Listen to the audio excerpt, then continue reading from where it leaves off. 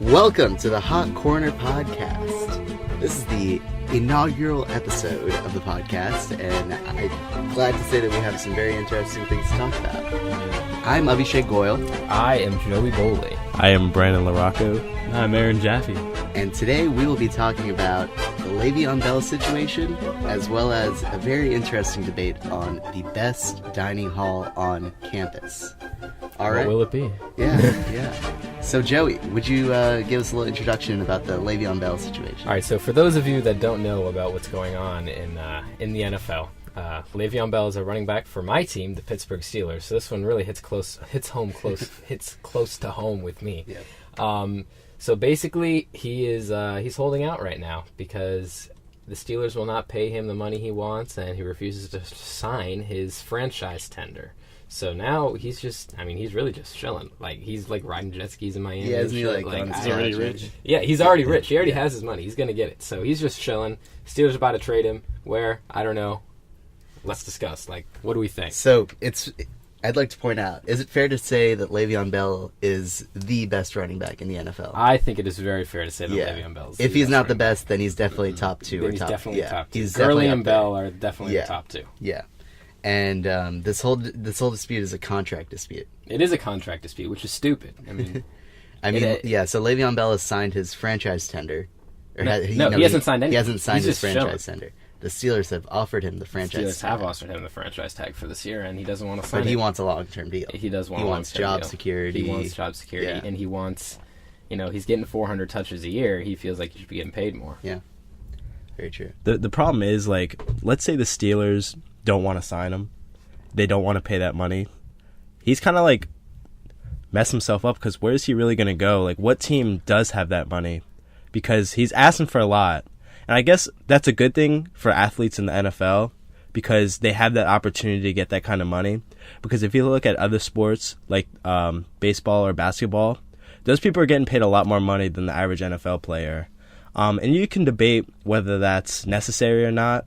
Me personally, with the NFL being the contact sport that it is, they should be getting paid a lot more money. It is. I would debate that the NFL is really America's sport now. Baseball ran its course. I think. I don't know about that. I mean, that's my opinion. I think baseball has kind of ran its. Maybe it's not as popular. If you look at popularity, yeah, then I'd say popularity. for sure I would say like NFL's taken over baseball. I would say the Super Bowl is definitely like a lot more money than the World Series. I'd agree with that. But so with that logic, they really should be getting paid more money. And Le'Veon Bell, you can argue against him. What he's doing, I mean, it is a good thing for the NFL players, but it's definitely not a good thing for Steelers fans like Joey. Yeah, Poor guy. It's hard. Yeah.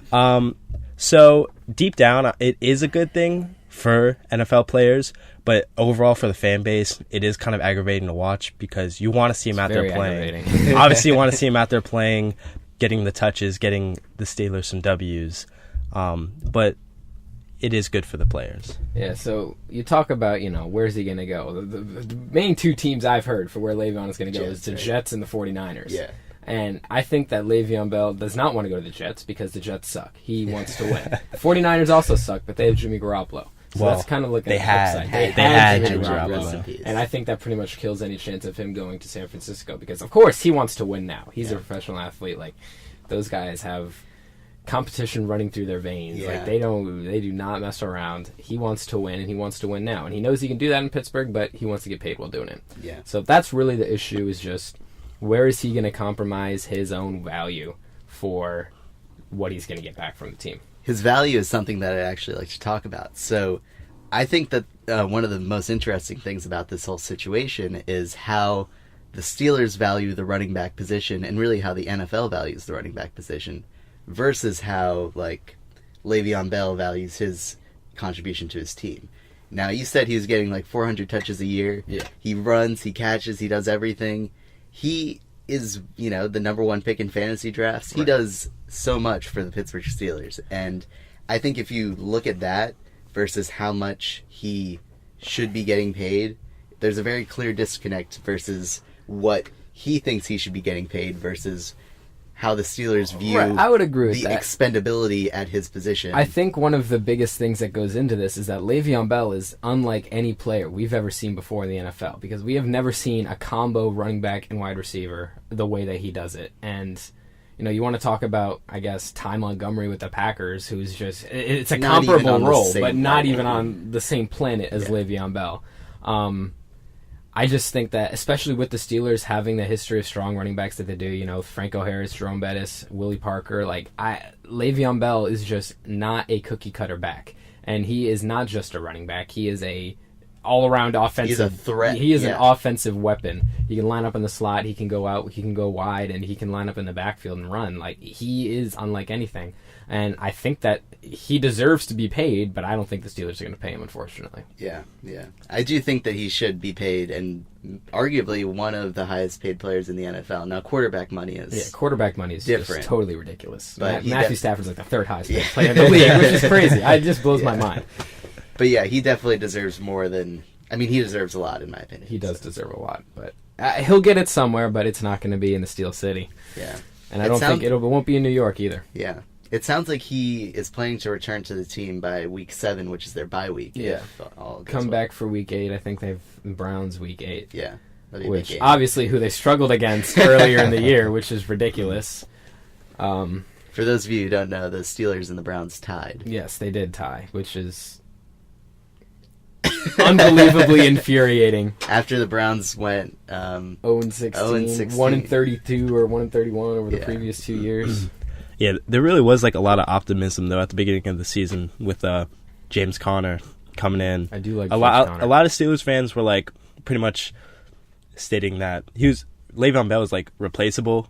Not replaceable, but with James Conner coming in, they felt like James Conner could do maybe not an equal job, but almost as good of a job to get Steelers some W's. Yeah. But obviously, with the two position back that Le'Veon Bell is wide receiver / running back, essentially. That's basically what he is. He's pretty much a two-position player. James Conner can't come out and produce the way that Le'Veon Bell does. No, so unfortunately, he's not as much of a producer as Le'Veon Bell. So in the end, he's not going to contribute as much to the team. So they definitely need Le'Veon Bell back. Yeah, they do. And the other problem with the Steelers is their defense, but that's a conversation for another day. Le'Veon's not going to come back and stop them from blowing coverages. Mm-hmm. But at the end of the day, in order for the Steelers to be to contend for Super Bowl within the next couple of years, they need Le'Veon Bell back.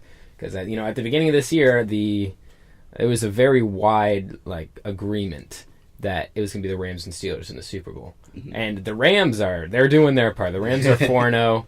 They are grinding. Jared Goff has been insane. Their defense has been outstanding. Todd Gurley looks as good as he ever has. But, the Steelers only have probably 2 or 3 years of Ben Roethlisberger yet. And then they're going to have a transition period. If that. Yeah, Then they'll have a transition period where they're still trying to break in Mason Rudolph, who I really like and I think will be a good quarterback, but he's going to need time to develop. This is pretty much it. If they want to contend in the next couple of years, they need to get Le'Veon now. They have a small window of opportunity. Their window of opportunity has been open for 6 years, and they have not cashed in on it.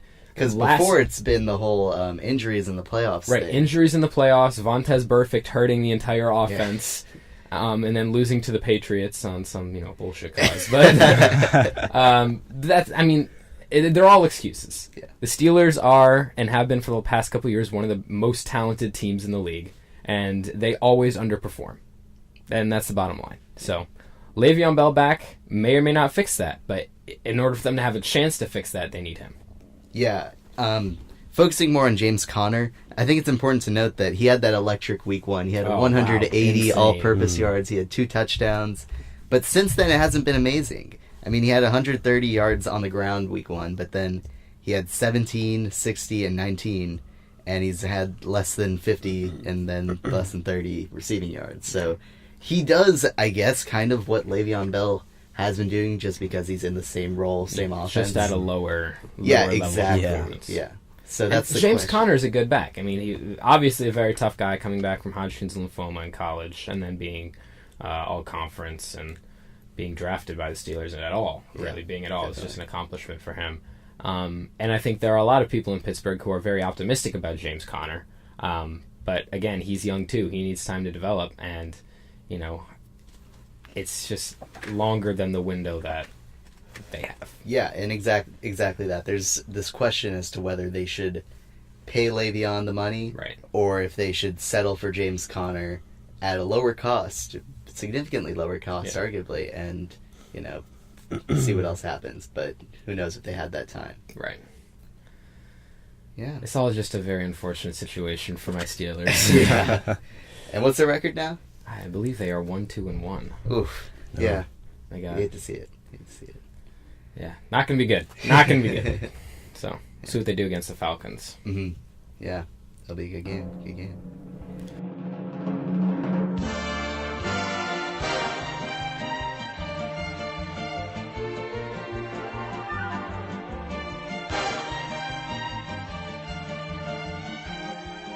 Transitioning here into the dining hall situation, as we know, there are three main players in this conversation. Right. We have Sadler Center. Solid. We have... Nah, trash. We have CAF near Kaplan Arena. Yes. And we have Marketplace. The holy place. The holy place, yes. So, all four of us, we live in Jefferson Hall. Yeah. Third floor, J3 West. And it is closer to Marketplace than any of the other dining halls. Mm-hmm. I don't believe that is a contributing factor into our... That is not a contributing factor. Yeah, no bias. That totally is for me. Keeping it real, I like it. But, so the important differences between Sadler, Marketplace, and CAF is that at Sadler, it's all you can eat. Right. CAF is that way, too. CAF and Sadler, all you can eat. But Marketplace, you can only get one entree, a drink, a side, and a dessert. Right. Mm-hmm. So really, I mean, it's just an internal debate that you have to have with yourself. Like, so do I want to go and pig out for one swipe at Sadler, or do I want to go to Marketplace and get, less food, but it's better? And I think Aaron has a very strong opinion about this. So, I think Sadler food, first of all, it's just so bad. It's just really garbage. It's similar to CAF. I mean, we'll get to CAF later, I guess. But Sadler food is just so disgusting. I don't get how you can really pig out at Sadler. I'd rather use, 2 or 3 swipes at Marketplace and get all that food. And you can really get a lot of food at Marketplace. Like, that entree, especially with the pasta dish, it's a pretty big bowl. It's like a good Chinese container. You can get a lot of pasta in that. And then your sides, you can get, your pudding, you can get your hummus and pita. No. That pudding is nasty, I'm sorry. You can get chips, that's a whole, I usually go for the chips. Yeah. Another important distinguishing factor, Sadler ice cream is not ice cream. Yeah. No, it's just kind of... that's real is ice cream. Fantastic. Yeah. It's like real ice cream, hand dipped. You scoop it yourself, hand dipped. I don't know about that. like a dude's back there dipping his hand into the ice cream. Yeah, that's not what hand dip means. Kind of suspect. It means the cows dipping their udders dipping their udders into the ice cream as it's being This made. is what we call farm to plate. Yeah. Straight out the udder, right into your bowl. Yeah. That's just how natural William & Mary really does it. They're really trying to cut down on, the environmental footprint. Big ups to Sodexo for that, by the way. So actually, speaking about the environmental footprint, Marketplace is terrible at that because everything you throw away. You throw away your containers, your drink cup, utensils. Yeah, all your utensils. Sadler has it figured out. They reuse everything. Yeah, they wash their plates. Yeah, they wash all the plates. Yeah, I'm not gonna lie. They have recycling bins at Marketplace, and I don't think I feel like a bad person, but I don't think I've ever actually thrown anything in them. You have to separate your own garbage. I'm not gonna stand here just sorting my garbage. It's all trash to me. So also, it says it has to be clean garbage to be recycled. Yeah. And nobody. Well, first of all, there isn't even a sink there. Second of all, nobody would use that shit. So it's just way too much hassle to try and get all that recycling and garbage sorted out. But I think Sadler. I don't know what goes on behind the scenes, but I assume they got it figured out there. Because because they got the turning. Yeah, the little turny thing. Thing. The nastiest part of Sadler. Yeah. Is the little turny thing. It just smells. Yeah, it smells so bad. It's like bleach and rotten food. Yeah, it's really gross. Well, if they're cleaning up the plates, then I'm fine with it. Yeah, I mean they're getting the job done. Well, actually, I mean some of the plates still have like. Yeah, are they clean? Are they really cleaning it? Have you seen some of those? Some of those forks and stuff that have mysterious white stuff on them. Yeah. I'm like, I don't know I don't know what this is. The forks when they are available are usually dirty. Yeah. There's never any forks around. Yeah, and the foggy cups. Yeah. And the cereal bowls, there's always like a little speck of something. Just one tiny speck. Yeah. That always like ruins it. Like I gotta sift through the bowls and get a clean one.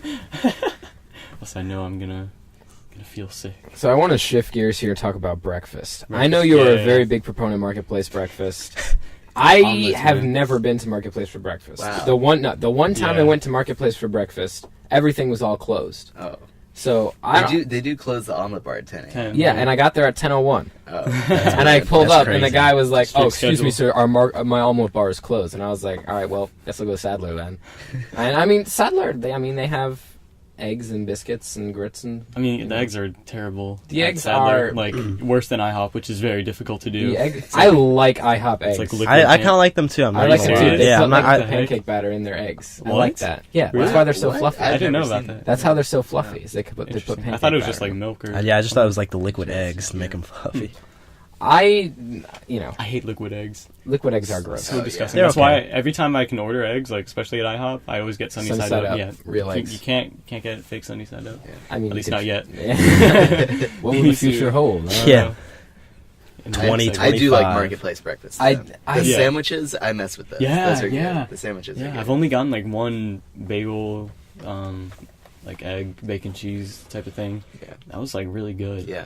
The one problem I do have with Sadler is that every time I've like gotten a breakfast sandwich there, it hasn't even been for breakfast because the sandwiches usually aren't open when I'm there. Yeah.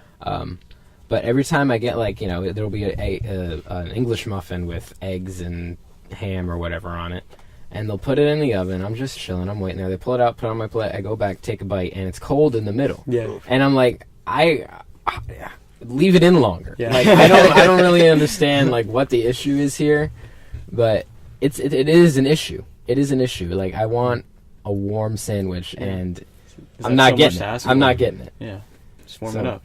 I like biscuits and gravy, and they have that in Sadler. That's like a heart attack for me. Actually, well, that's the biggest issue I found with like breakfast here in general is that everything is like really heavy. Yeah. So after I finish eating, I like just want to go right back to sleep. I'm not feeling energized at all. I'm not ready for class. Yeah. I'm not ready to take on the day. I just want to go back to my room. You're in the South, bro. Yeah, I'm in the deep South. Not the deep South. I don't know about that. I'm kidding. We cook like it though. So. But we definitely. The only thing about like the Marketplace and Sadler is that like to me, other than that little area in Sadler, the smaller one, it's really not comfortable at all. The chairs are awful, but like the calf, that's like I guess that's where the calf kind of wins is like comfortability, comfort. I guess I could have just said comfort. That that's like my William and Mary intelligence. Report the comfortability. Yeah, write that down. calf. So yeah, somebody write that down. Is the defining feature. Yeah. But talking about calf, I mean, it does have a giant TV. It does have a giant TV. Where they always watch Maury there for some reason. Yeah, that's what they're doing there. Yeah. Well, they'll usually have the game on whenever there's something on. Yeah. A game. I've seen it every time I've been in there, except for like the first couple. It's been NASCAR that they have on that giant screen. Really? Yep. I guess because the only time I've ever been in there is like on a Saturday. Yeah. And that's when they race. I guess I don't know anything about NASCAR. Yeah, same. But yeah, I mean, when you're comparing calf to Sadler, they're pretty much the same in every way except for the comfort, like you guys were saying. Like the food is the same, low quality, except for the Mediterranean section. Calf is more diverse though. They have like ethnic food. Yeah, they do have some good. For lack of a better word, they have the Chinese section or the Asian area. Sadler does have. Sadler has the noodle bar. The noodle bar. Yeah. The noodle bar is absolute cash. I love the noodle bar. I love the noodle bar. I've never actually gotten anything. Dude, You've never. The noodle bar is usually it's stuff that I won't like eat though. Like I don't know, just there's. I get the broccoli and whatever meat they have. Yeah, I used to get the green beans, but the green beans were kind of funky. I go for tofu. I go for onions. Sometimes I'll throw some pepper, like green pepper, in there. Huh. I try to switch it up. Maybe mushrooms. Mushrooms, sometimes they don't I haven't done all mushrooms. the way, I should do but mushrooms. Sometimes they're good. Well, yeah, because he leaves it on the hot thing for like 30 seconds, and then he just pulls it off. Yeah. But I do like the noodles. I do put sriracha on top, and I feel like it makes a world of difference. I do soy sauce, just straight up soy sauce. Yeah. Sometimes I do the hot and sour, but I think usually I go for the teriyaki. Oh, like the glazes? Yeah. Interesting. Meanwhile, I just get like a chicken sandwich or like a pizza every single day. I don't think I've ever changed it up. I probably should though, because I'm in college. So my thing with Sadler pizza, I like Sadler pizza when it's fresh, like straight out the oven. Mm-hmm. It's good. Yeah. If it sits for more than like 5 minutes, it starts getting kind of mangy, you know? Yeah. Like the cheese like solidifies. Yeah, it's so gross. Like it solidifies and it's like all greasy and shit. Good. I'm like, I just got to get it before it starts before that happens. Yeah, go bad. Yeah. They try to add some diversity. They had like some barbecue chicken pizza. They had a taco pizza the other day. Yeah, they do their best. They do their best. It's not bad. Not gonna lie. They did decorate Sadler Center for the football game. They did decorate for the football game. Did you guys try the root beer? Like there was root beer. really good root beer from a keg. I didn't. I heard about the root beer. Yeah. I heard about it, and but like, I was not able to. It was like a root beer float station type of deal. Yeah. But the ice cream machine was broken again, so that didn't really work out too well. But was the root beer good? Yo, the root beer was amazing. That's good. Yeah. Good to hear. I mean, that's really what matters. Yeah. I'd much rather have the root beer than the float. Yeah, Sadler. Go for it. Sadler really like channels their inner McDonald's with that ice cream machine. Like, it's always like capital B broke. Like it's like it's broken. Yeah, it's always broken. Like I remember, like towards the end of the day, like there wasn't even like a handle on there. Like I guess they do it on purpose. I guess they do it on purpose. I get like when it's like off or whatever. But like I just imagine like some big dude just like ripping that off. Like he just wanted ice cream so bad that he just ripped off the handle on the machine. Like I've gotten to the point that when I go to like the Sadler dessert bar, like I don't even go for the ice cream anymore because I know it's not that good. I'll just like grab one of the little cups and just like start putting toppings in it. Like they have like Oreos and Nilla wafers, and I'm like, all right, I can deal with this. That's a good idea. Yeah. I don't get why they keep refilling it though, because like there's no ice cream, but they just keep refilling the toppings. Dude, I mean, people are taking them, I guess. That's So as well. The Joeys of the world are toppings they're just chugging all the and toppings. I don't know if you guys have had like their chocolate cake. Yeah. Oh, they had it yesterday. It was very good. That's one thing Sadler does well is desserts. Yeah. Like, they have some good stuff. They had, I don't even know what it's called. It was almost like a Rice Krispie treat, but it was like layered with chocolate and marshmallows and like more chocolate on top. Kinda? Yeah, I guess. I don't even know how to describe it. Yeah, cool. it's the stuff you eat and then you feel bad afterwards. Yeah, exactly. Why did I get that? That They're just enticing me. And they have like the cereal bars, which are pretty good. I have some complaints about the cereal bars. Oh yeah, I've only had them once, so like the Fruit Loops one. I was like, all right, bet. I like Fruit Loops. I took it and it was just so sweet, and like the cereal was soggy. Like I was expecting like some kind of crunch, like that you get with a Rice Krispie treat. There was nothing of the type.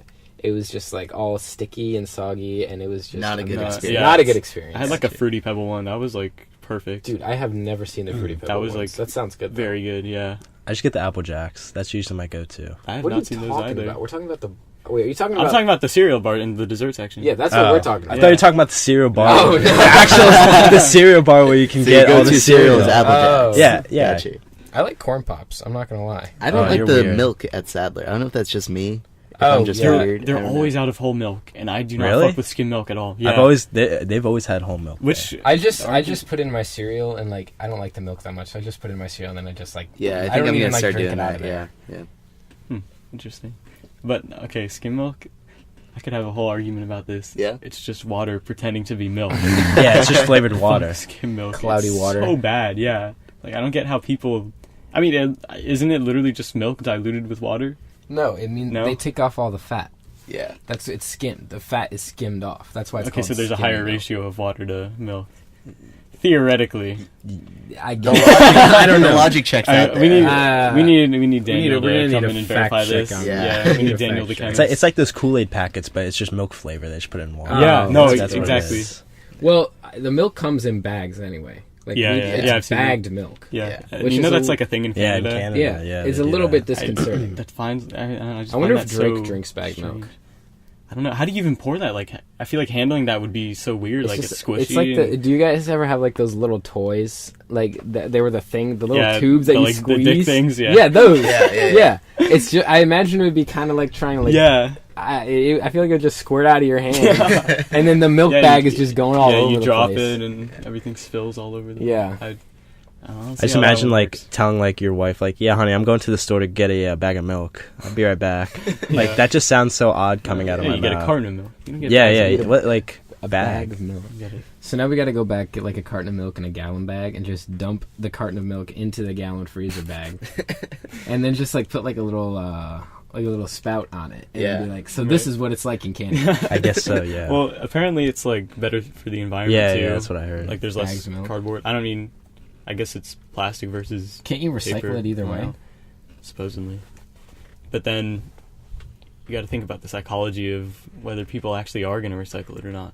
Dude, I recycle every chance I get because it's so much easier than throwing it in the trash. Big recycling guy, for sure. Yeah, I like recycling. It's actually, it's good to, like, split it up because then you don't fill up the trash as easily. Exactly. Yeah. So we have me and my roommate each have trash cans, and then we have, like, a recycling. You have your own trash cans? Yeah. We have 2 trash cans. Interesting. I think we do too, right?